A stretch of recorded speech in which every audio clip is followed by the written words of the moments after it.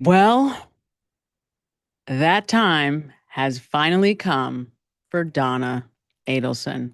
At this time, I will publish the verdict. Wow. She's got to know. We, the jury, find as follows as the count one of the indictment, first-degree murder. The defendant is guilty of first-degree murder. Mrs. Adelson, control yourself.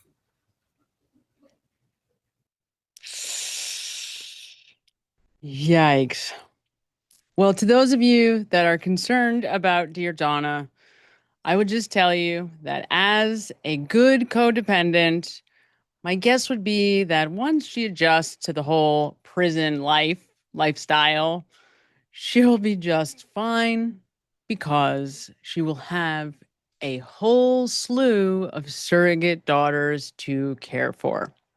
And for Donna Adelson, how she gets her sense of value, her sense of self-worth, how she gets her very personhood validated is through other people and feeling like she is supportive of other people, in particular, her daughter, Wendi. And so my very strong suspicion is you don't have to worry much about Donna.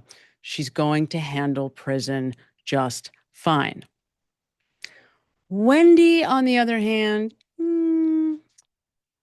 that I'm not so sure about.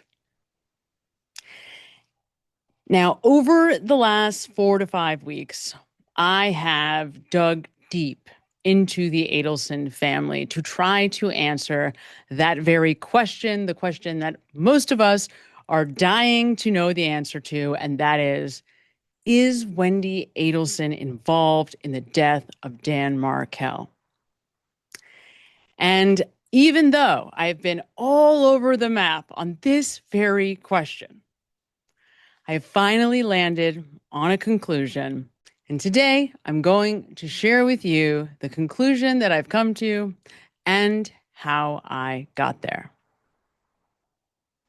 Let's get started. The intention of justice is to see that the guilty people are proven guilty and that the innocent are freed. Only we have a problem here. Welcome, welcome, welcome. This is the I Don't Belong Here show, and I am your host, Samantha Bedingo.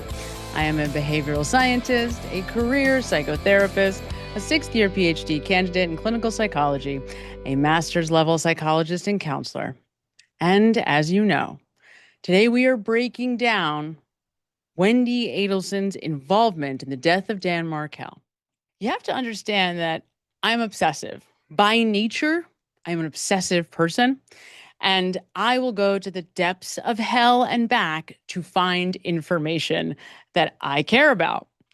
And that's exactly what I have been doing with this Adelson clan. And when I say that I've been going to the depths of hell and back, I have been literally falling asleep at night, listening to the jailhouse calls of Donna and Charlie Adelson. We know you never ask anything about your brother, and she doesn't, and she told me it's because her lawyer said she shouldn't ask. Unfortunately, we found out it's not true, but we just got off the phone with him. My attorney said no, and he had her attorney. Her attorney said, I never told her that. Well, I've never confronted them. No. I don't want to. So I wrote this last night. We know you never ask anything about your brother. This is 8 o'clock last night. But we just got off the phone with him, and the first thing he asked was, how's Wendi holding up? I didn't have the heart to tell him that you never called us or asked about him. I just said, we weren't up to phone calls right now. Everyone looks to protect you. I bet you've got a lot to think about. Everyone looks to protect you. I bet you've got a lot to think about. That is how much I am completely immersed in this family dynamic. Now, as a clinical professional, much like Jeff Lacasse, the person who was dating Wendi Adelson in that last 9 months up until Dan Markel's death, as clinical professionals, we overanalyze. I certainly know the Danny Markel and Wendy story. I've been living through all this courtship with her for the last 9 months, So. Okay, so it's pretty contentious between the two of them. Yeah, Danny was not very nice. I mean, I'm sorry he's dead. No one deserves this, but I don't know if you guys had a chance to read the court pleadings he filed, but they're almost insane. Oh, I mean, really? I have not read. You got to look at those. I mean, they are. It seems like an insane person. Okay. They're like this thick, and he tries to get Wendi disbarred. And he calls her name. I mean, it's the rantings of a lunatic, basically. But every time she got one of these, she would melt down for like 2 weeks. And he was constantly manipulating the legal system to keep her in stress, and he was punishing her very effectively. So yes, I certainly there's a motive for someone that wants to. And also, Wendi didn't want to be in Tallahassee. I mean, she wanted to live in South Florida. Oh, really? Absolutely. I've actually had partners, relationship partners say to me, Sam, stop analyzing me. And of course, I can't do that. That's just who I am. I am constantly analyzing everything and everyone all the time, whether I want to or not. In fact, it is so serious that I've had to learn how to put boundaries in place. Otherwise, as I'm walking down the street, I just pick up other people's emotions, right? So I've had to learn how to tune it out to the best of my ability because I'm always aware of other people, always. And it can be torture if you don't know how to put boundaries in place. And because of that, I can relate to the kind of analysis that Jeff Lacasse is always doing. Now, Jeff is an important person who has helped assist in my understanding of Wendi Adelson. Now, that doesn't mean that I believe full stop everything this guy says about the Adelsons, because I am aware that he's a scorn lover. I am aware that he believes that they threw him under the bus, that Wendi was trying to frame him for the murder of Dan Markel. And I understand that he was maybe teetered even on paranoid some of the time when it came to Wendi Adelson. So putting all of what he's had to say in perspective, and including everything else I have learned about the Adelsons before I stumbled upon the interrogation/interview videos with police of Jeff Lacasse, I have come to conclude that Wendi Adelson is absolutely full-time aware of what happened to Dan Markel. She knew it was coming. She was prepared for it. And everything that she did, as criminating as it sounds, is because, just like Donna, and maybe even more so than Donna Adelson, Wendi was directly involved in the murder of Dan Markel. Let me also say, before I give you my top 10 list, it's really misleading because each of these things by themselves do not implicate Wendi Adelson in murder by any stretch. It's only when you take each of these bits of information in their totality that you then land on Wendi Adelson's guilt. So even though I'm going to be listing these, keep in mind that it will be at the end, when we put all these pieces together, that is how you come to the conclusion that she was directly involved in the murder, not with each of these pieces isolated by themselves. That's important. And of course, let me also just say,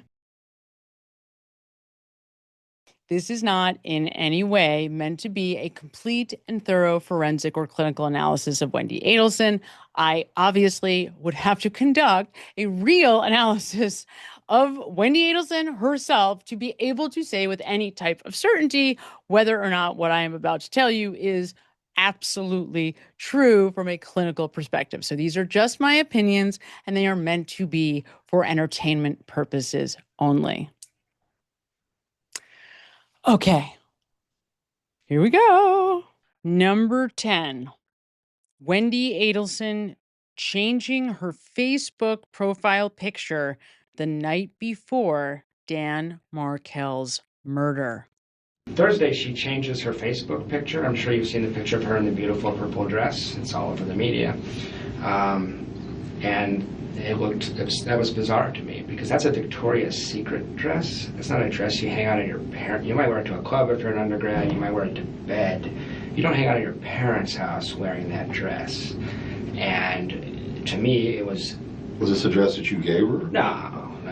But you saw the picture. It's fairly scandalous. Okay, I see what you're saying. But if you went to Google and type in Wendy's name, she's a pretty girl, but you'll find nothing where she looks even close to how she looks in that picture. She looks gorgeous in that picture. On the Facebook? Yeah. Okay. And it was suspicious to me after the fact that picture was changed 12 hours before Danny shot, and that's the picture that was distributed to the media. She's very concerned with her appearance and how she looks. So I know that maybe sounds crazy. Investigator Hale seemed to think it was, but I thought this is so strange. She changed her Facebook picture twice in 2 years, and the night before Danny shot, and she's going to be all over the media. She looks like a Victoria's Secret model, you know? Okay. So, but I was bothered enough by that picture because it. What was the prior picture? Something that looks more like a 35-year-old woman with 2 kids would have on her Facebook page. Okay. All the other pictures, and she looks pretty enough, but that one looks, I mean, she looks amazing in that picture. Okay. She's not even that pretty in real life. That picture, I think her dad Photoshop. Her dad photoshops that stuff. He does that kind of thing. So it was a picture produced for her by her father, I believe. Okay. Now, while this might seem insignificant or small to you, it is, when you add it with everything else, a very significant point. Facebook, for many people, is a big part of everyday life. And people use it to communicate about who they are, how they live, and with each other, with the people that matter the most to them all the time.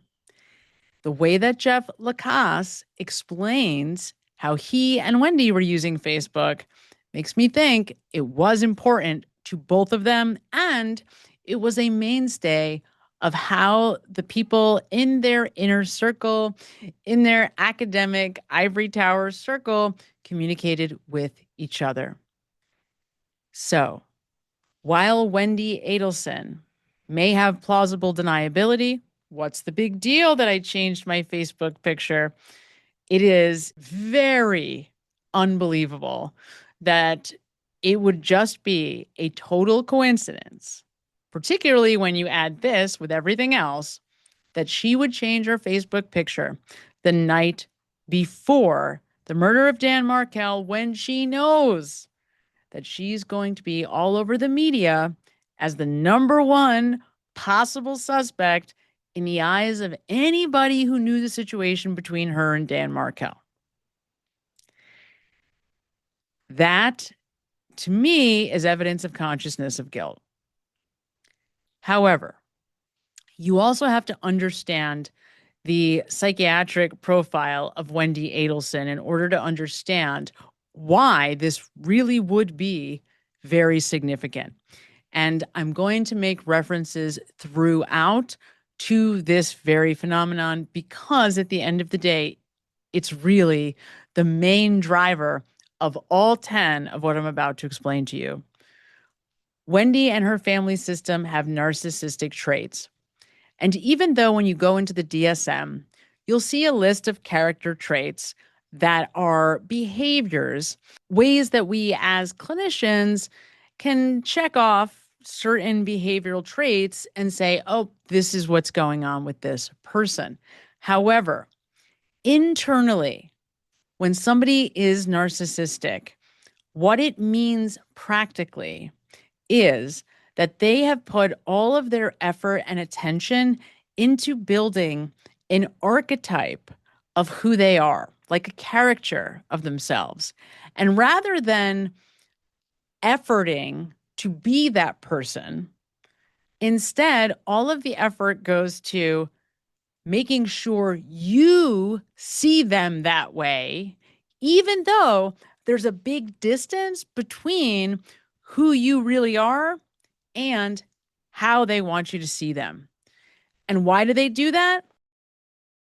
So you might have been told at some point that most narcissists are very charismatic, that they work the room, right? And that's strategic. That's not random. That's because narcissists are people who are obsessed with controlling their environment in order to feel the way that they want, or in other words, in order to get what they want, whatever that is. And to do that, they've decided that if they can figure out what whoever they're talking to, what that person wants or needs from them, that's a way to manipulate these people, that person, the one that they're talking to get what they need or want from that person. And when I talk about what they want, it could be something as simple as to be liked or as specific as to get a certain kind of job or to be accepted into a certain community, whatever the case may be. So the whole name of the game is to create an exterior archetype, a character, a performer that you want everybody to see you as, and then to try to maintain that archetype, that exterior to the world. And in this instance, with this change of the Facebook picture, what it says to me is that she couldn't help herself. No matter how incriminating it might look to people that knew her, that knew that she never changed her profile picture, that she didn't change it frequently, she was going to do it anyway because she couldn't help it. She could not stand not looking the way that she would want lots of eyes on her to see her. She couldn't tolerate not looking her best, not looking the way that she would want the media and everybody in the public to see her. So she changes the picture. And it strikes me so arrogant, so cocky, so emboldened that she would change that picture, even knowing that people in her inner circle are going to think, geez, that's kind of incriminating, don't you think? Because they could see that she was changing her profile picture, and then it just so happened to be the night before she was going to be plastered all over the media. But in her mind, and this is the way narcissists think, they're so clever, they believe that as long as they just keep up this exterior, this version of who they want you to see, you'll never see the real them. You'll never get to the real them. So why not do it? And this is the one difference between Wendi, Donna, and Charlie. Wendi is actually better at it. And as we continue with this countdown, I will show you how and why that is. Number 9, she just couldn't help herself. We're going to talk about Charlie Adelson a number of times during this countdown because there are a few ways that Charlie Adelson and his involvement in this crime implicates Wendi Adelson directly. The first seems a bit suspect, but again, when you add it with everything else, is an indicator of Wendi's guilt 100%. And I want to go back to the day of the murder. We know about the TV repairman left about, did you say about 9? The truth is I don't really remember, but something like 9 or 10. Definitely before 10 or by 10? Yes, that's my best memory.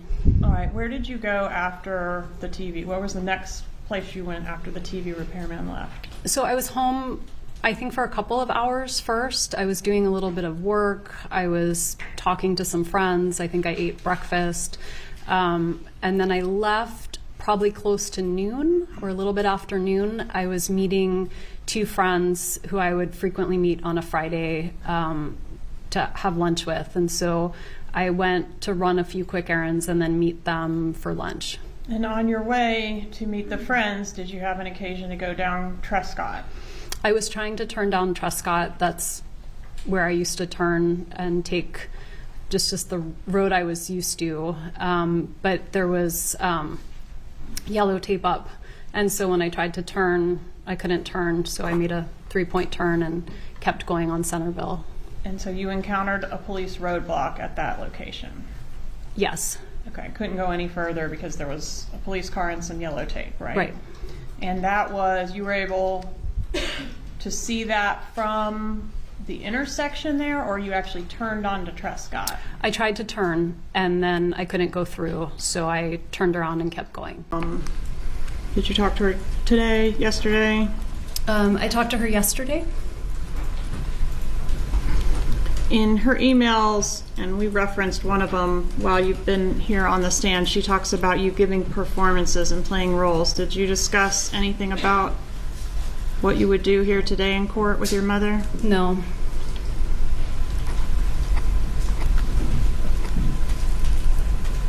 Were you involved in any way in the plot to kill your ex-husband? Absolutely not.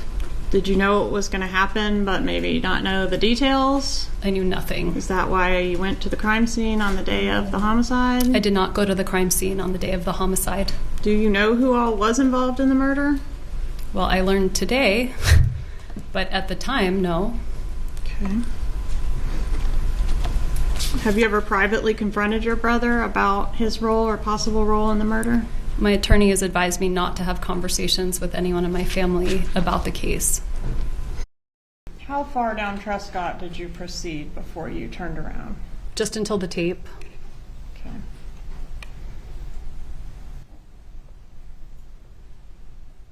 In the first few days after Charlie is found guilty of first-degree murder, we get hours and hours of Charlie talking at his mother, trying to reason through how he could have possibly been found guilty of this crime. It seems as though Charlie is shocked by this verdict. And of course, like any good narcissist would, he looks to place blame at everyone and anything else but him. In fact, he touts his performance on the stand, how wonderful he did and how everyone told him he was amazing and he performed wonderfully. So, of course, one of the first people he looks to throw under the bus is his baby sister, Wendi. You can't explain coincidences. I mean, I wish you used another object that it was just said they asked for $5,000. Why you said this TV is fine, you're just being careful, whatever, has nothing to do with TVs. It must be something with TV repairman, TV joke, TV code. Obviously, it keeps coming up. Don't tell us we're stupid. Like, it became like that with the coincidences. The coincidences were, it was like meant to insult it. Like, why he just happened to show up at the house an hour later, drive by. Wait for their store.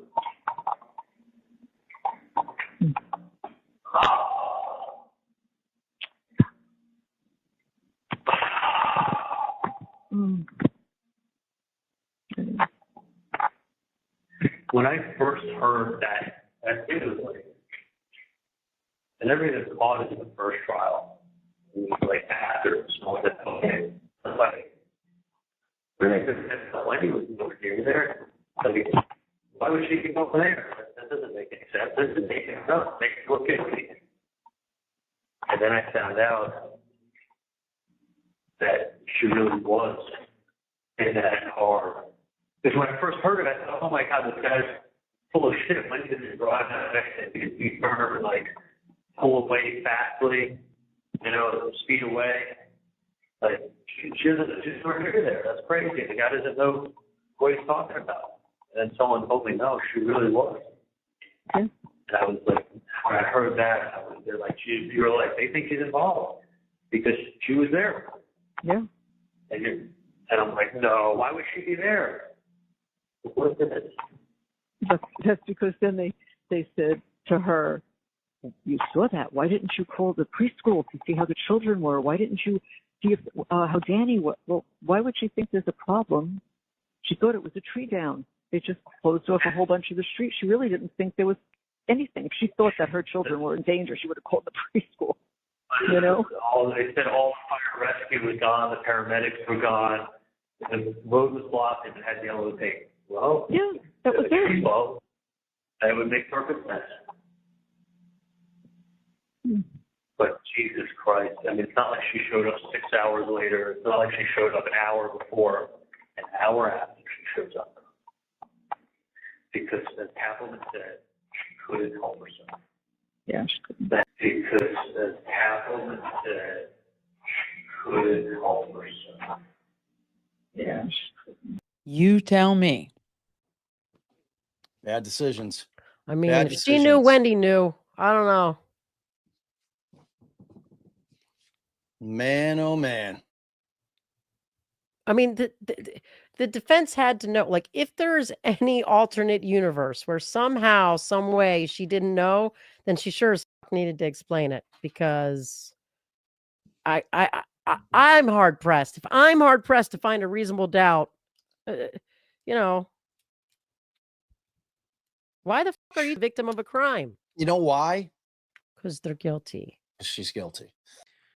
Number 8, how the Adelsons behaved in the days after Dan Markel's death. After that conversation with the FBI, did Donna Adelson ever say anything to you about having talked to law enforcement or the FBI?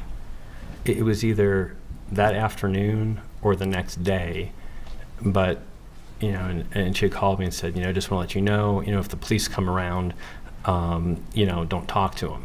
Okay, so she told you not to talk to law enforcement. Correct. Did you let her know that you already had talked to law enforcement? Yeah, I said I already did. What did she say to that? She said, "Oh, well, you don't know anything anyway." Now, obviously, we can't hold Wendi as responsible for all of the things that her parents are doing. But for some reason, it's common for us, since this case unfolded, we want to absolve Wendi and her father, Harvey, of having knowledge of this crime. But as we are learning about this family dynamic, and certainly as I have been digging deep into this family dynamic, it just seems absolutely absurd to believe that Harvey and Wendi didn't know about this. Now, I will get to some of the details of that later. But one thing is clear from listening to the early interrogation/interview videos with investigators that friends, family, and even Wendi herself gave to investigators. It is very clear that everyone suspected the family, not just because of the absolutely tumultuous divorce and separation, but because of how Harvey Adelson in particular behaved at the memorial. You don't suspect anything suspicious about her mom. Not so much, no.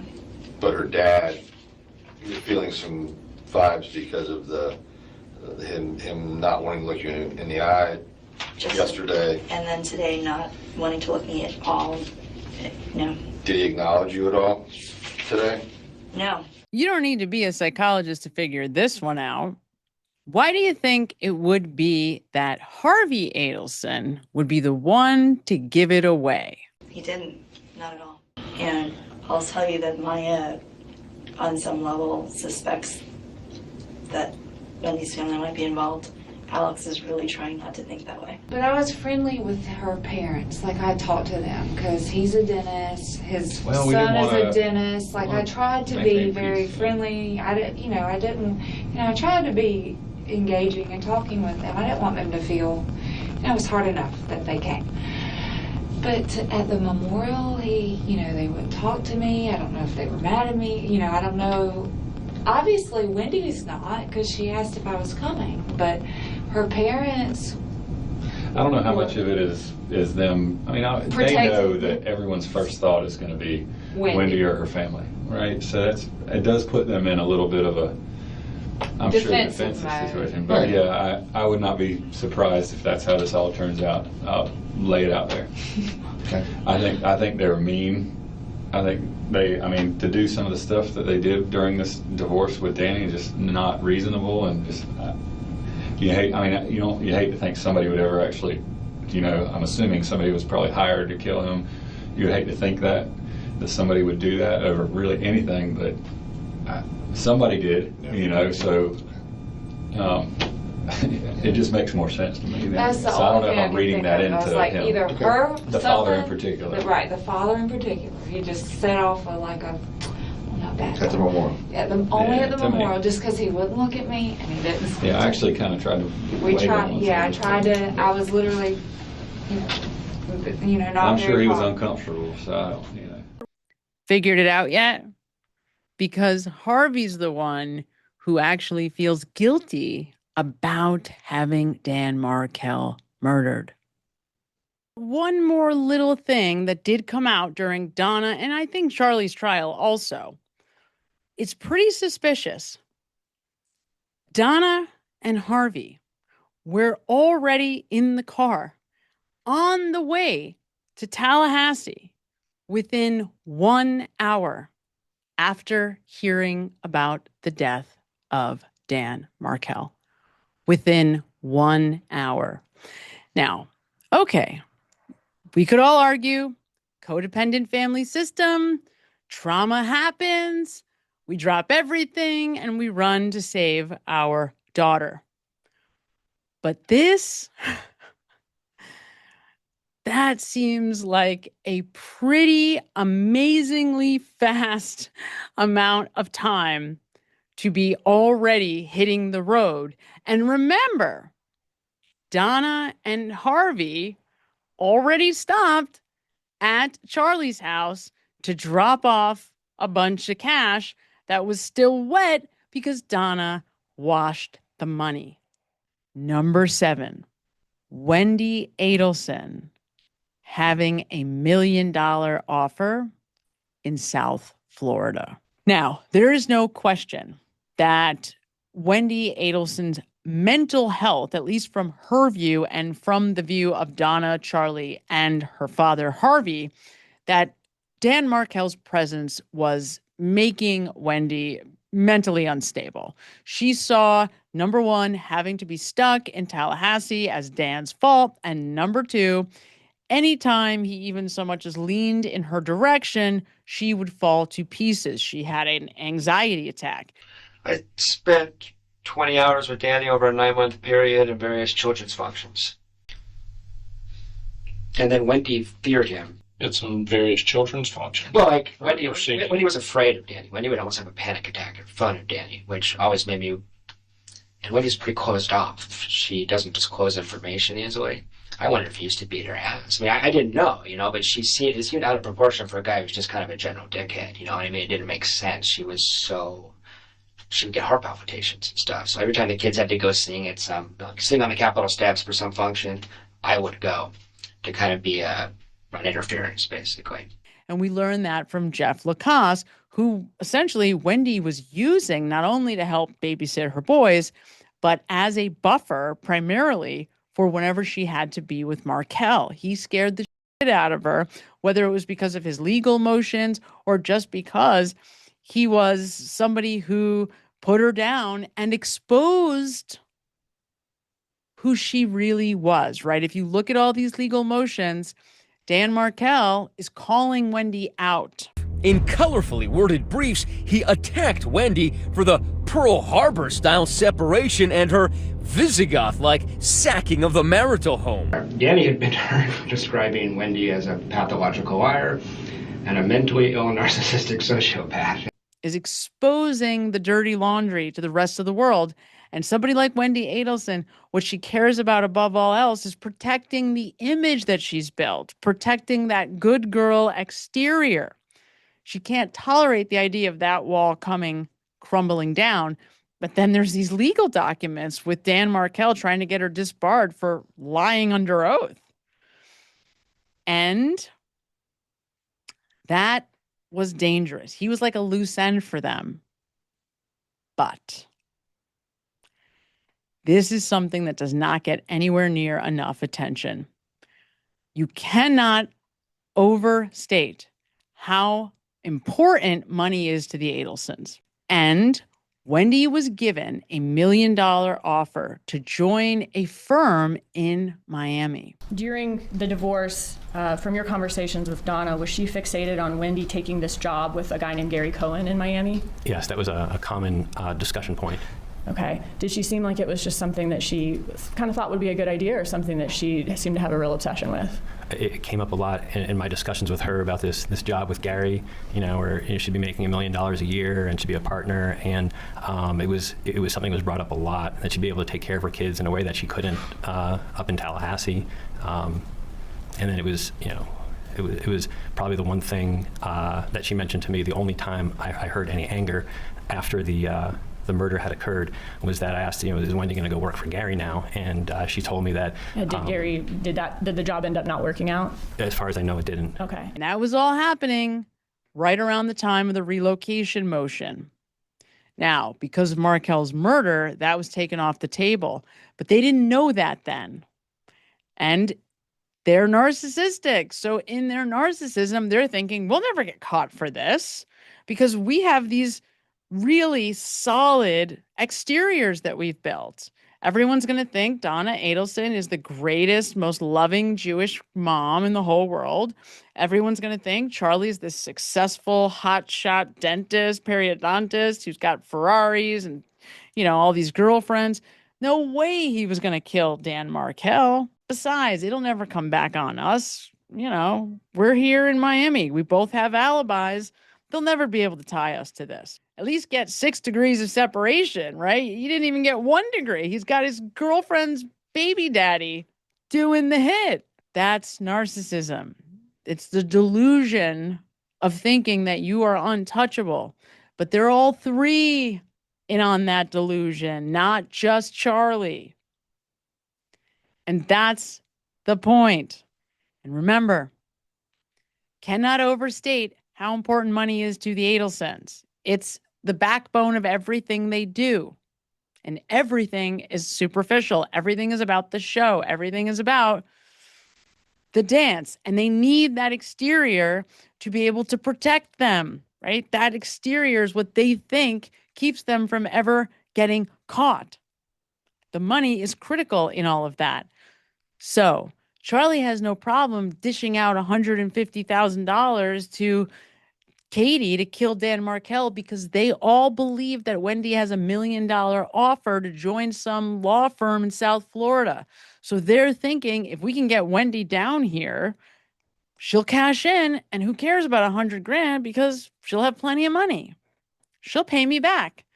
And we hear that from Charlie. It's Charlie that planted the seed in my mind that this $1 million offer was so significant that it was pestering Donna, was keeping her up at night. It wasn't that Dan Markel was just torturing Wendi psychologically that was driving Donna to stay up at night writing these crazy suggestions and emails and coming up with all this crap to try to get Dan to let her relocate. It was the money. It was the $1 million offer. And Charlie is the one that exposes that because he can't keep his mouth shut. But the offer that she bragged about was $1 million offer, isn't that right? That she ran her mouth about. I was never there when she spoke to her friend. Okay, was it $1 million offer? The offer was that $1 million was going to be paid, and I was going to pay a third of $1 million. And weren't you going to cover Wendy's third as well? No, not at all. I was going to cover my third. Didn't your lawyer say in opening statement that you were going to cover the whole thing for Wendy's third? No, I was sitting here. I heard what he said. Charlie was going to pay a third of $1 million. All right. And so the offer was $1 million offer, and that's what you told Katie, along with the fact that you were going to cover the third. I was telling her that I was going to pay a third of $1 million, yeah. And then one day, if my sister was able to, she was going to pay me back. To be absolutely clear about what I am saying here, Charlie claims that he was extorted because Katie McBanawa overheard him talking about the $1 million offer that the family was going to make to Dan Markel. And everyone knew Charlie kept stacks of stapled cash in his house in his safe. So what he is explaining here to the prosecutor, Georgia Kappelman, is that McBanawa knew about that offer to Dan Markel, and that's what prompted the extortion plan that Katie's associates, friends, babies, daddies, whatever, ultimately went and ran with and took it upon themselves to murder Dan Markel. And because the money didn't exchange hands until after the murder, it's called extortion in Charlie's book, which is the reason why I think Charlie has convinced himself he was extorted rather than hiring a hitman. But make no mistake, in Charlie's mind, it was okay to pay $100,000 because his sister was going to get $1 million job, and she'd pay him back when she had the money. Number 6, Wendy's suggesting other suspects. So I was thinking about something else. He told me that he comes, we have week on, week off, but on Wednesdays we do an overnight. right. And he told me that he might have some work up in New York and he might not be back in time for the Wednesday overnight. So there's no way that he did this because he had all kinds of plans like for next week that Oh, were. you're saying he would not hurt himself? No. Okay, all right. It wasn't him. Okay. He has no reason to hurt himself or anything along that. No, I mean, Okay. I can see him being really sad when we first got divorced. Right. But now he's got Amy and he loves those boys. Okay. And things were really good for him. There's no way he did this to himself.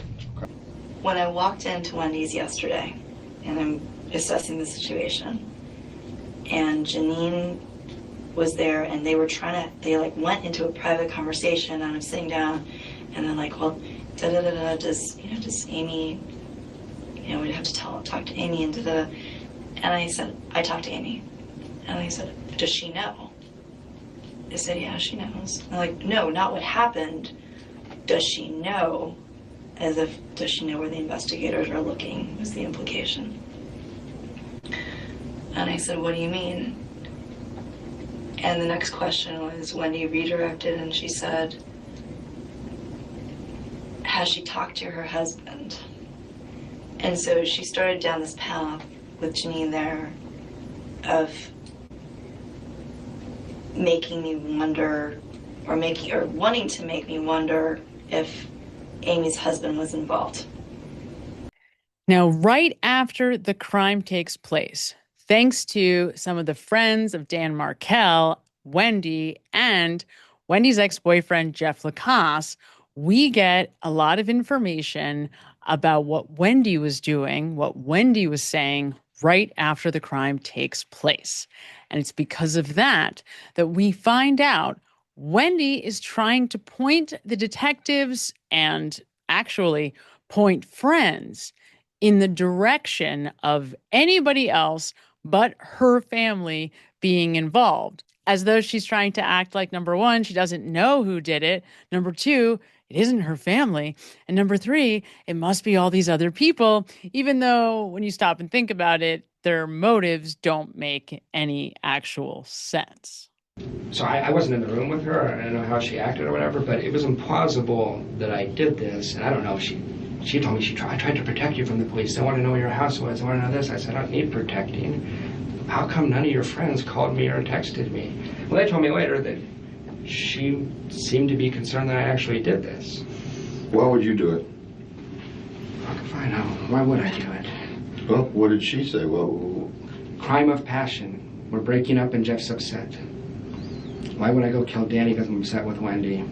And by the way, as soon as I heard he's dead, I said, that's it for us. She's back in Miami. That's it. I knew.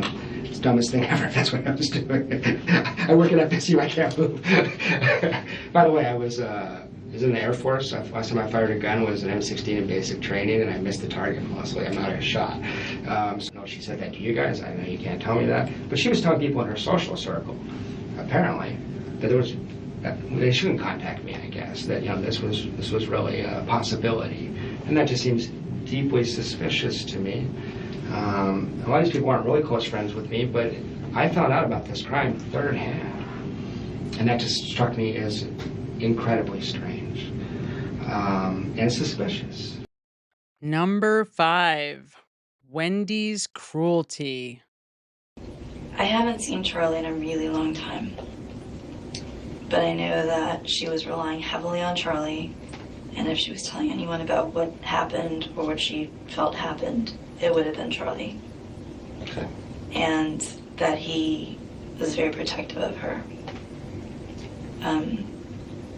Danny felt like he was okay with Charlie at the beginning, and then over time he felt like he wasn't anymore. And I think the same thing. He felt like he was fine with her parents, and then all of a sudden they flipped on him. He was very confused about it. And I think over time, when he was hearing some of the things that she had passed along to colleagues, who then started looking at him funny, he realized that her family members may be thinking the same things. And I don't know exactly what she was telling them, but he was painted as not a nice person. So it became very he said, she said. She became very happy to travel, and she'd be gone for just periods at a time and leave the boys. I don't know who she left them with, if her parents came up or what, but she would just leave. And it really bothered him too, because when she did that, sometimes he wouldn't get the boys, or it was like a day off, and so she was like, oh, well, they'll just stay with this person this time. And so there were little takes where she kept trying to cut into his time schedule. But they had a little bit of a groove for a while, where it seemed like it was going okay. And then just in the last few months, it has felt like a renewed flurry of legal activity. And she seemed happy and excited about the social worker boyfriend. And Dan thought maybe she would calm down and be happy and start her own path. He had recently gone up to visit her. So after we went to dinner, he was leaving to go visit her, and they had this pattern where they switch off every couple of weeks. So he would go up, and she was scheduled to come down and meet the boys in person for the first time, which recently just happened. So he was all excited about that, and she had started Skyping with the boys. My understanding was that Wendi had found out that she was Skyping with the boys and was furious about it, and this is very recently. Amy had started coming more into the boys' lives, and I don't think she was handling it well from what I've heard. At the time of Dan Markel's murder, was the defendant, your mother, very angry at Dan Markel? Before he died? Yes, ma'am. Yes. And you hated him too, right? At certain points, I was very frustrated with him. Did you refer to him as an STD? One wrong mistake, marrying him, and this will never go away. Is that what you said? I did. And did you share that kind of sentiment with your mother? I don't remember ever saying that, so I don't think it's something I said very often. And this was said in an email on February 26th of 2013, correct? It was. Approximately 17 months before the murder?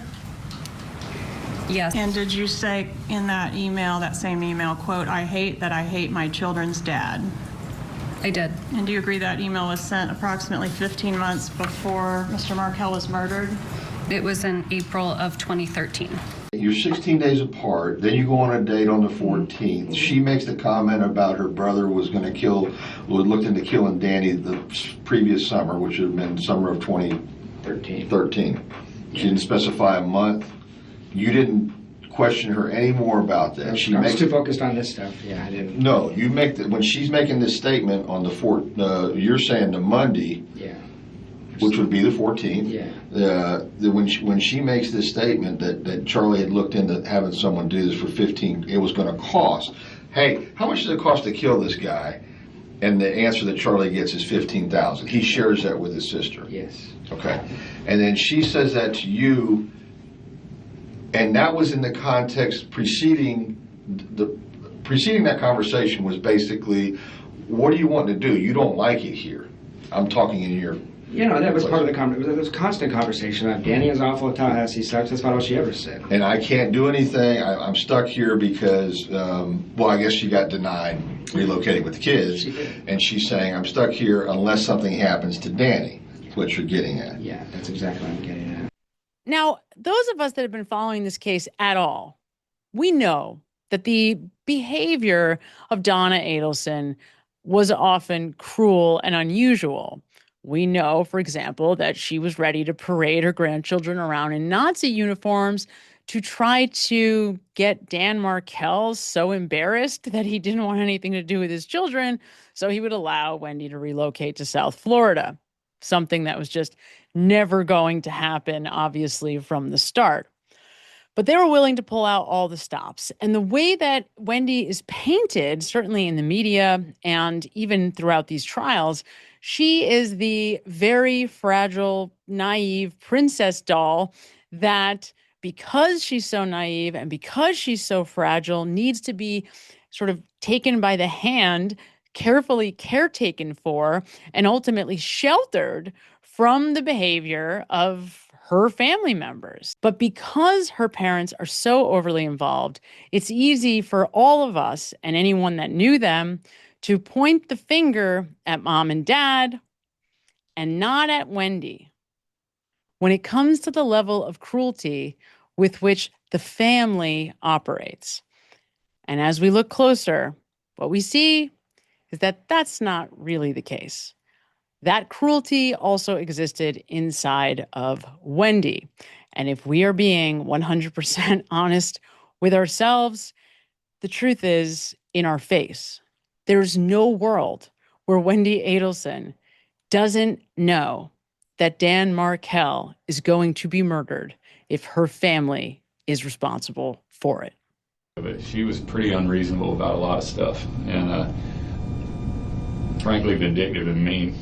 She just did not, he would kind of agree. He constantly tried to kind of keep things civil, and he never, even with us, he shared details, and it wasn't ever really like mean to her. It was like he was upset at what she did, but there's a difference. Like I went to New York, and like either she called him or he called her when he got off the plane and said, don't want to do this anymore. She called him, I think, and said, I want a divorce, and he tried to get on a plane to come back. Right.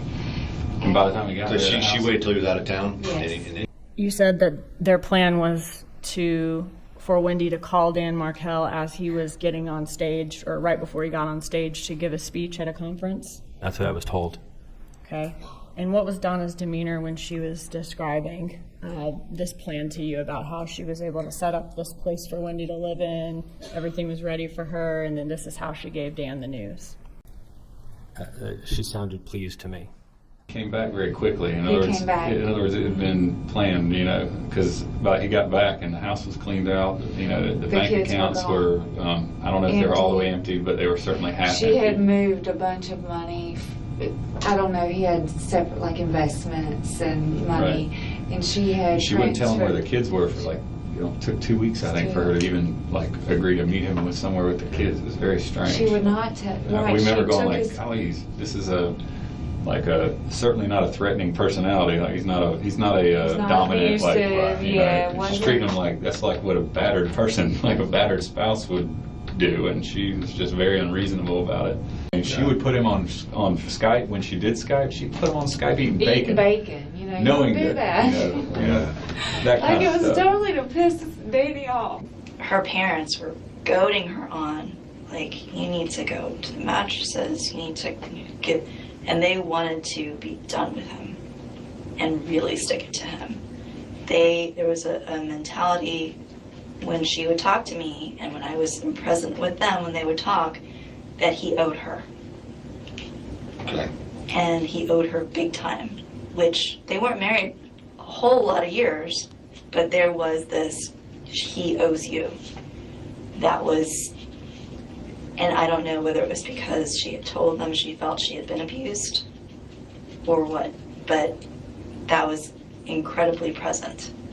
And the people that she talked to on Team Wendi had heard stories that Danny was very upset about.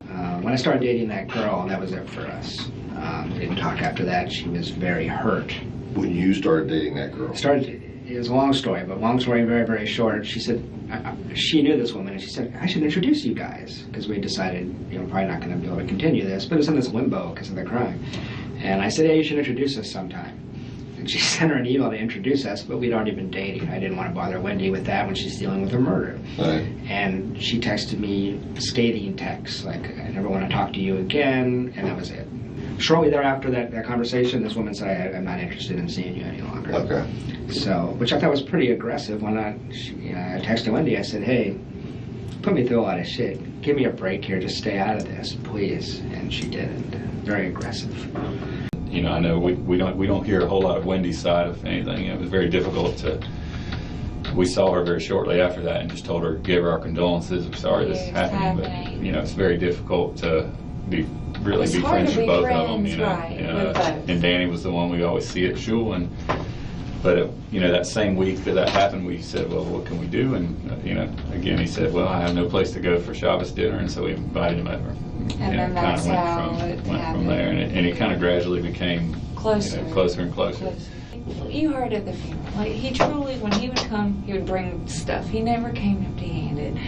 With his boys, he doted on them. Bedtime. I mean, he slept with them. Like he had family bed with his boys. So he was he was overboard in some of that. The legal situation was getting to another point where it was blowing up. He somehow found out that she withheld financial disclosure. Yes. And was going to use that? Yes. For what purpose? It was to discredit her and have things adjusted, I believe, including getting back his heirloom. Okay, he told you this? Yes. Okay, and he told you the figure of $500,000 is what he Danny said. told you that directly? Yes. So in other words, when they were going through their divorce proceedings and they each had to file disclosure statements, correct, she shorted it by $500,000. He said she fraudulently did it, yes. And he didn't bring it up then? Or he didn't know about it then? He didn't know about it then. But he's discovered it since? Yes. And then just in the last few months, it has felt like a renewed flurry of legal activity. Number 4, the name changes. For a while, I tried to rationalize why it might be reasonable for Wendi Adelson to change the name of her sons after Dan Markel's death. I changed their last name and I changed my older son's middle name. And you changed their last name from Markel to what? To mine. Now, Wendi claims, of course, that she did it for the boys' safety because when she was enrolling them in school after Dan Markel's death, using the name Adelson was safer than using the name Markel. Now, for those of us that have been tracking this case closely and have heard about the Adelsons for 1,000 years, it seems absolutely implausible to believe that using Markel would have been less safe than using the name Adelson, given the notoriety of the Adelsons. But okay, let's give Wendi the benefit of the doubt. And let's just say this all happens, before the name Adelson blows up into all of our consciousness.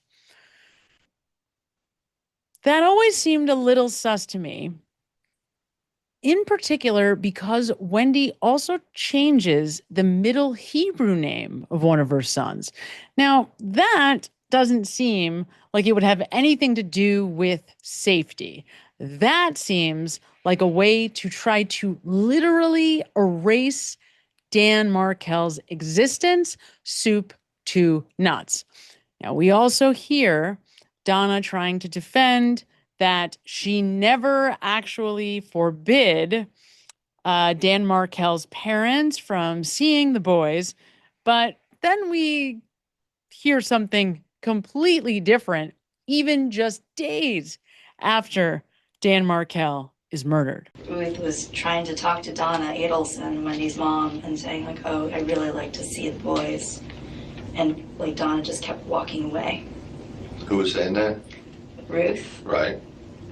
Said to Wendy's mom, Donna. Today at the service. I'd really like to see the boys. And Donna kept walking away with the boys. And Ruth turned to me and she said, I hope what I just saw didn't actually happen. But it was this good call by the investigators that came out during Donna Adelson's trial that ultimately tipped the scales for me. This is the, it looks like an electronic invitation for my dad's 70th birthday. An Evite, right? Yes. And who sent the invitation to you? Well, it looks like it's through the postmark. I mean, who sent the party invitations out? I don't remember if I helped with the Evite or if my mom did it. So I don't know if I sent it to myself or if it's from my mom. Would you have sent it to yourself?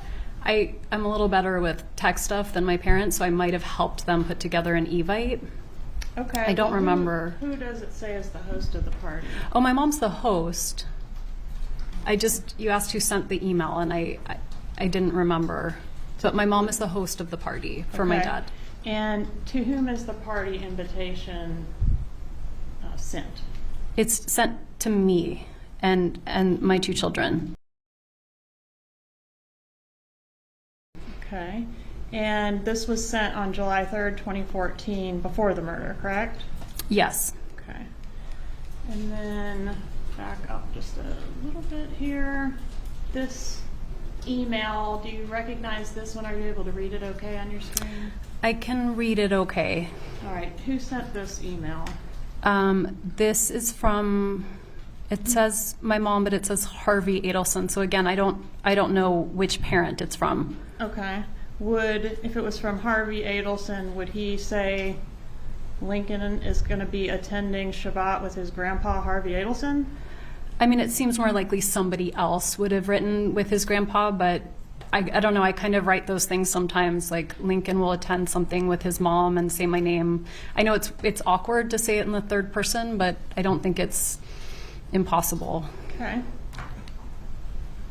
But this reference to Lincoln Adelson did happen prior to the legal name change, correct? Yes. No, I from the beginning, I was scared when I put them in school, and so I didn't legally change their name until a year after, but I was socially using my name for them. Wendi had already started using the name Adelson for the boys right before the death of Dan Markel. Number 3, insisting that she be in Tallahassee on the exact day that Dan Markel is murdered. I was leaving for Tennessee on Friday. And she said, I want to spend that Monday through Thursday with you. I said, great. You want to go to St. Augustine? She loves the beach. She hates Tallahassee. This, again, is just very strange and suspicious to me. Wendi Adelson tells me, what I want to do is a staycation. I want to stay home in Tallahassee. I said, you want to stay in Tallahassee the hottest week of the year? He goes, yeah, we'll go to Tom Brown Park, we'll do this. I said, you hate it here. I'm offering to take you away. Why wouldn't you? It's just really strange at the time. I remember saying to my friends, like, Wendi wants... People laughed. I said, Wendi says she wants to stay in Tallahassee. Like, she leaves town. Sure, you know, every chance she gets, she leaves town. Why would she want to stay? I said, I don't know. I have no idea. I finally managed to convince her to do a trip to St. Augustine, but we had to schedule it so that we were back basically by the time of the shooting. So that was just strange. It was peculiar at the time. And she was, when we scheduled that trip to St. Augustine, I was sitting her, she has her calendar open. You have to schedule everything with her. That's just how she was. There was just, at the time, I can remember sitting in her office trying to schedule this, and there was this weirdness about that weekend. We're scheduling other things, no problem, but that weekend, she just was intent on. That day meant something to me before Danny was shot. Like, there's something weird about that week. I don't know what it is, but there's something weird about that week. If we keep going through June, other things I noticed in June that were really crazy. Let me back up a second so I get this right. Yeah. July 11th through 19th, you're supposed to go to California.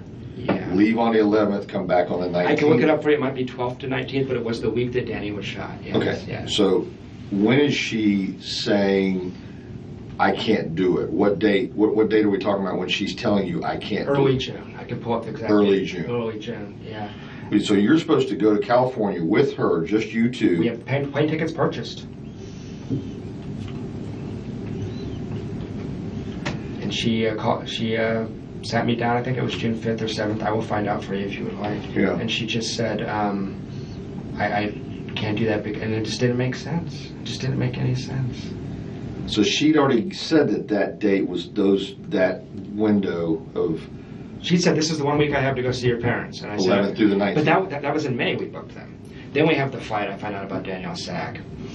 And afterwards she says, I feel comfortable with that. She just had an appointment with her therapist, and she said, my main concern is I want to be able to see the kids on that day, the day that Danny was shot. We had people volunteering to babysit if they needed to, if we were delayed. We weren't going to be delayed. And she insisted it was not because she didn't want to go with me. She wanted to spend that week with me. She just wanted to spend that week with me in Tallahassee. She did not want to leave Tallahassee that week.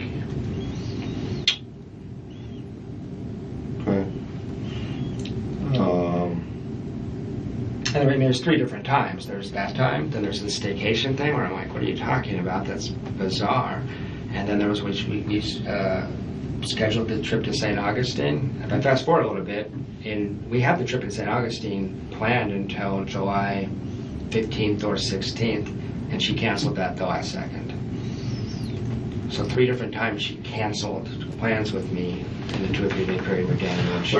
What you're leading to is this is highly suspicious that she needs to be here on the 18th of July. Yeah, just anecdotally, subjectively, whatever it's worth, it was really weird. It was really strange. I know this woman, I know her really well. And there was something at the time with me saying to my friends, what's going on? It's just really, really strange. Number 2, Wendy's suspiciousness. Does she still have the same phone number? She switched her phone 3 or 4 days after the shooting because she thought you guys had bugged it. Okay. All right, do you have the new number? I don't. I think she has the same number. She has a different phone. She just wants a different handset? Which is silly because you don't need to put a bug on a phone physically. Right. I mean, it's funny. Why would she be concerned about people bugging her phone, or police bugging her phone, I guess is what she's specifically concerned about? She's real concerned about that. She told me that. Did you ask why? No, I knew I immediately thought she did this, and so she told me 50 times, Jeff, I had nothing to do with this. And I would just let it be silent, sorry. I just let it be silent because I didn't want to go there. I didn't want to play my hand. I've never said anything to her. I just wanted to listen. I was hoping she might give me something interesting and I would come tell you guys. Because she's erratic enough, I thought she might say something stupid. She must have said 50 times, I had nothing to do with this. And you saw her statement in the press. She's worried for the safety of her and her children. No one's suggesting a serial killer looking for Jewish lawyers, you know? I mean, this was pretty targeted, so... Yeah, you think, she's concerned for her children's safety. Wendi plays the victim so well. To me, it looked like classic Wendi. Everybody else felt bad for her. I thought, holy crap, she did this. Why did you tell investigator Isom in your law enforcement interview that you were worried the police, or you were worried, I guess, in the police car on the way to be interviewed, that you might be considered a suspect? Because I couldn't think of anything bad going on in his life other than the divorce. And frequently the ex-wife is a suspect. Were you treated as a suspect? I was not. But you mentioned 9 times in your law enforcement interview being a suspect, didn't you? I did, yes. When you were approached at the restaurant, you weren't yet told that this was a shooting, were you? I was not. You were only told something happened with your ex-husband. I don't even know if I was told that. I was very scared something happened to my kids, and that's why law enforcement was there, and they wouldn't tell me what was going on. But they did reassure you that the kids were fine. You They told me that law enforcement officers were with the children, which terrified me because I didn't know why my children would need law enforcement officers. So you didn't know what this was about at all when you were in the police car? In the car, they told me. Did they, though? Okay, in the car, they told you what? They said, your ex-husband has been shot.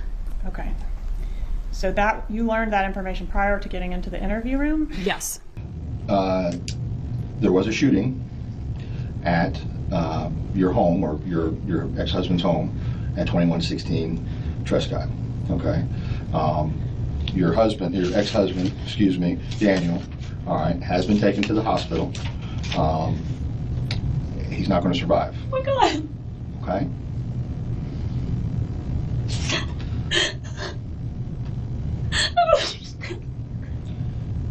I'm sorry, hon. I'm about to turn this party. What happened? Well, before we get into everything, I have to establish where you were and who you were with and so forth. Okay. I've decided not to take this video as the time to go into depth about the personality profile of Wendi Adelson. All I will say here now is that Wendi has spent a lifetime building the personality, building the exterior that she wants you to see. And she is counting on that exterior now to keep her out of prison. But make no mistake, that is an exterior. That is not who she really is. And the number one reason that I am absolutely certain Wendi Adelson knew about the death of Dan Markel is because of Charlie Adelson's narcissism. She called me. She called you. She called me and described it. When was this episode? Do you remember? I can find out for you, but I don't remember. It was not too long after the crime. It was the celebration dinner. And what was the celebration for? That Danny was gone. That's how Charlie talks about Danny. But I mean, you don't hear that firsthand. She tells me that. She says we went out for what Charlie called a celebration dinner. Because Danny's gone. Mm-hmm. Hip hip hooray. But they had a celebration dinner, and what caused her? It sounds like something out of a movie, right? Someone does something they wish they hadn't. Someone makes a remark, they vomit. Okay. That's what it sounded like. But she puked on the table. How did Lacoste know about the celebration dinner? That we went out to dinner. She got sick, so she may have told someone that she threw up. And then what? He just added the part about you referring to it as a celebration? I never referred to it as a celebration dinner. I picked my sister up. I said, where do you want to go to eat? She said she wanted pizza or sushi. I said, I know a great sushi place. We went there. We didn't have reservations. We ended up sitting at the bar for an hour waiting for our table. And she had 2 drinks and got sick. She vomited on the dinner table. Or at the dinner table. Yeah, she got her to the bathroom. But yeah, she doesn't drink alcohol. So those 2 drinks, and I think on an empty stomach, I think she got really sick. Very manipulative person, a pathological liar. Wendi was an alcoholic while I was with her. She drank her dinner most nights.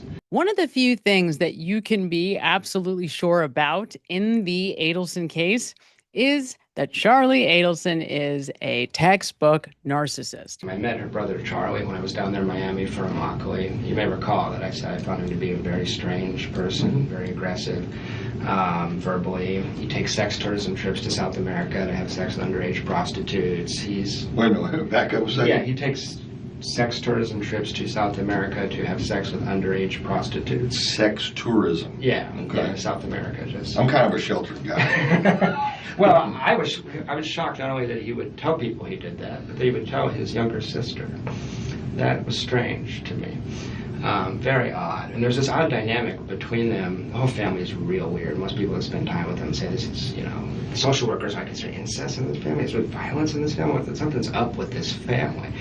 But I mentioned to you that he talked in the hot tub about punishing a girl by anally violating her in front of Wendi and I, like bragging about the fact that he'd hurt this girl because she had got him in an uncomfortable situation. So he came off like an offender to me. He came off like a, kind of sociopathic, like this is strange. He just met me. He's telling me this. It was really, really weird.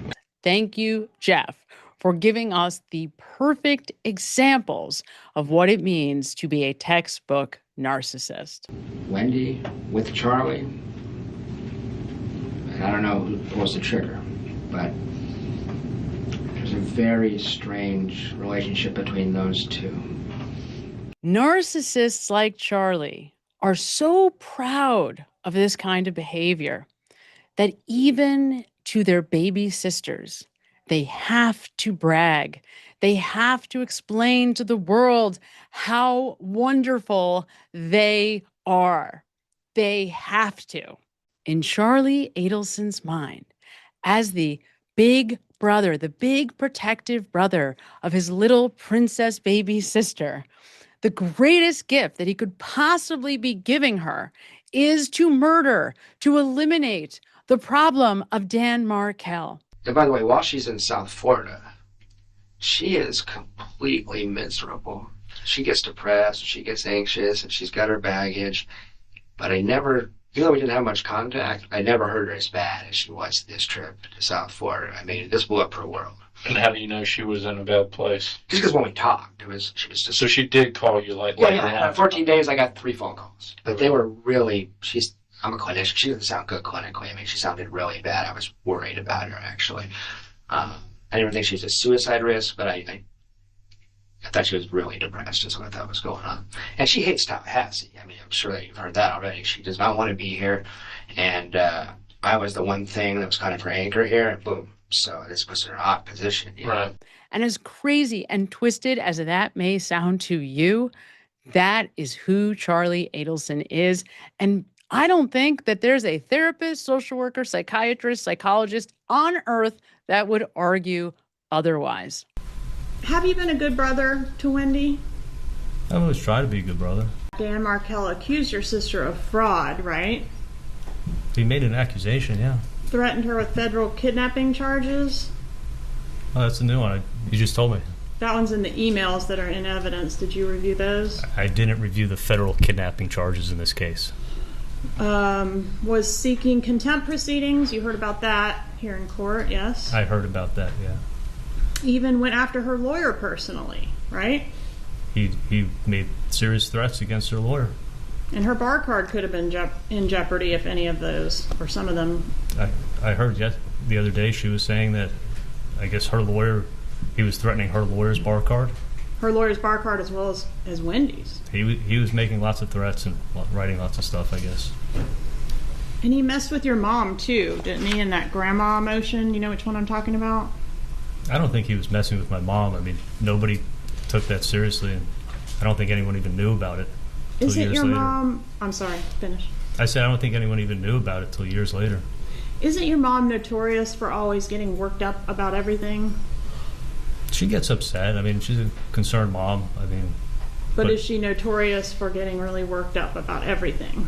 To a certain extent. I mean, aren't those your own words from Call S that's in evidence in this case? Yeah, those are my words, but you can't, not to an extreme, but she does worry. There is no world, and I mean no world, where Charlie Adelson would murder a man for his little sister and not tell her about it. Especially if he's going to give $350,000 for it. No world where Charlie Adelson does not brag about that to her. So there is absolutely no question, no doubt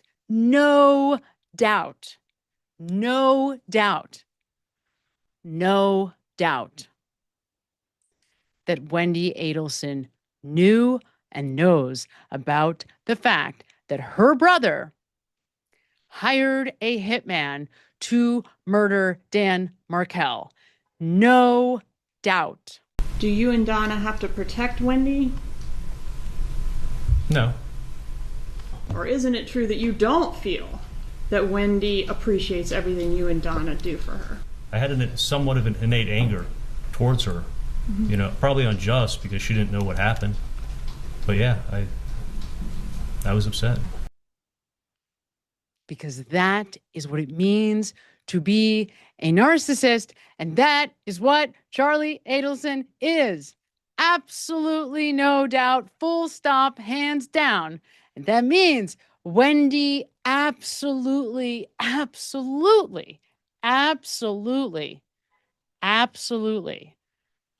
knew about the death of Dan Markel, and just so happens... Did you talk to your brother Charlie on the morning of the murder? I did. And does an 18-minute conversation at 9:30 a.m. that day sound correct? It does. Do you remember the nature of that conversation? I do. I didn't purchase the TV, so I didn't know how much the TV cost. And so I called him to find out if it made more sense to get the TV repaired or buy a new TV, because I didn't know what the delta was there. Okay. Can you tell the jury one way or the other for sure whether you mentioned Dan Markel's travel plans to Charlie during that 18-minute phone call? I can't say for sure, but I don't see why I would have brought it up. And isn't that funny?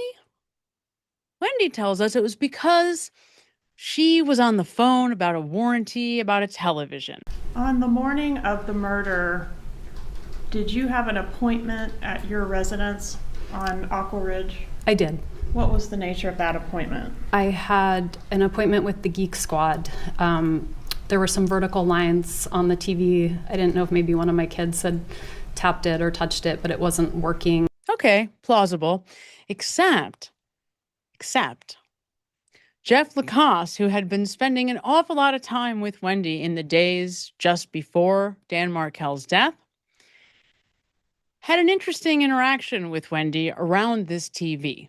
No, she kind of asked me to look into the TV, as if, she didn't know. I looked around. It was impossible to me that the kids would have done it, but I didn't know a better explanation at the time. So I was kind of mystified as to what happened. It looked like a human being, between 5'5" and 6 foot. Between 5'5" and 6 foot, something like that. It stood in front of it and hit it. That's what it looked like. But she was asking me. Okay, so it was like an impact mark, like a round impact with spider webs. Exactly. Then the pixels are distorted. Most people have probably seen this. So it's, and it wasn't completely shattered. You could sort of see what was going on the television. But it's not a TV anybody would normally watch. And they were scheduled to come sometime between 8 and 12. Now, not only is it pretty convenient that the TV, the one that Charlie said was cheaper than buying her a hitman, gave her an alibi by placing her at her house at the exact time that somebody would have been over at her old place on Trescott murdering Dan Markel. And the strange thing about it was the way that Wendi approached explaining to Jeff that the TV was broken, right? Making it sound like she didn't know anything about it and kind of encouraging him to go discover that the TV was broken and see if he could fix it, right? The whole thing is just bizarre, and it's an example, again, of Wendi playing so stupid that, this absolutely brilliant woman. Let me explain. The valedictorian of her class, okay? A woman who's been at Ivy League universities with a master's degree and a law degree, who's had some of the most prestigious clerkships in the world. I don't know. I don't know a lot about AV equipment. And I don't know. I haven't done TV. Ding, ding, ding, ding, ding. Wendi Adelson's entire life is a performance. She has spent all of her energy making sure that people have a very specific understanding, image, idea in their head of who she is. Wendi is an incredibly bright, incredibly intelligent individual. An image that she's been carefully crafting for decades. One that she's even sold to her parents. Welcome to The Weakest Link. Once appearing on that old quiz show, The Weakest Link. When I was little, I wanted to be a giraffe. Is there anything else you've ever dreamed of? Well, I was in the circus for a while as a contortionist. She wants everybody to see her as this perfect, smart, humane, sweet, kind princess. Poised, capable, professional, competent, articulate. I mean, they called each other the Bears. Mr. Bear was Danny and Mrs. Bear was Wendi, and that was their theme. And what she is underneath that is lost. That's what she is. Completely lost. This is a performance, and she did know about the death of Dan Markel. And the tragedy is that she may end up getting away with it because she was smart enough to distance herself when she needed to most from her brother and from her mother. At the end of the day, I don't know if, number one, they have enough evidence on her to convict, and number two, even if they did, she sold this exterior, this, fragile princess doll exterior so well that even a jury, I think, might buy it. And it's bullshit. It is absolutely bullshit. 100%. It is the defense counselor's duty to protect the rights of the individual, as it is the prosecution's duty to uphold and defend the laws of the state. justice for all. Only we have a problem here. I live inside my own world of make-believe. Kids screaming in the cradles, profanities.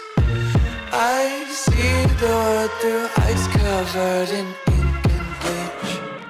Cross out the ones who heard my cries and watched me weep. I love everything. Fire spreading all around my room. My world's so bright, it's hard to breathe, but that's alright. Hush.